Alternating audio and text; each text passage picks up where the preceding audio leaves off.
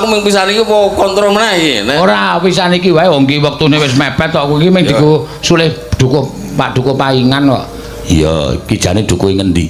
Pugerano. Oh, sing duwe Casagrande. Wah. Tenang wae pikire. Anggere meneh dadane dipopok ki sing duwe Casagrande. Ane ya ora nyawer ya wis. Dukuh tipis ngono wae. Aku mau wis deg-degan ning kae iki aku. Aku wis deg-degan aku ning kae. Ayo Nik, kowe sisane mudhun. Tenan. Nik, ayo Nik. Ya, dikancani Yu Prastiwi. Ya, mutar. Wah. Kowe nang kono ora apa-apa. Wong tak aku sing ngakon medhun kok. Nek ora tak jatah lho. Ora urusan kok. Berarti aku tok. Aku tok sing. Ya mung sithik wae nek kowe ora usah oke-oke. Bapak. Alah, ra tenang. Aku yang graito mau iki. Bapak. Laduh, lah kok nggawa kanca-kanca mengkene anggere nang megu kowe iki. Pak, aku kangen.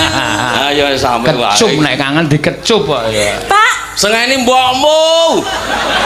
kok bajune beda to, Pak? Ayo Pak Dukuh sak ora-orane ke komandan Matador. Matamu. Oh, Matador. Iki. Nggawa bedel mboten, Pak? Nggawa. Loro ya, Pak ya. Siji. Loro aku ora loro kok. Aku ira loro ya, Bu. Mendosol kuwi iso. Iki kok ngerti nek ndek bedel loro iki ketemu wong endi? Sing siji nggone Mbak penjahat. Sing ni siji nggo nambahi wong. Maksude nggo karo bojomu.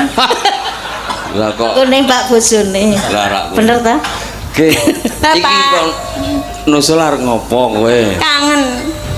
Oh lah wedokan ngetek kuwi. Lah jarene kon ibu kon ngetek ben entuk sawer ngono. Wis kono ngetek kok dolen murah no. Wis. Waton sak payune. Iki gak mbiyen awake dhewe gawe iki kepiye kok dadane kok mengkene iki.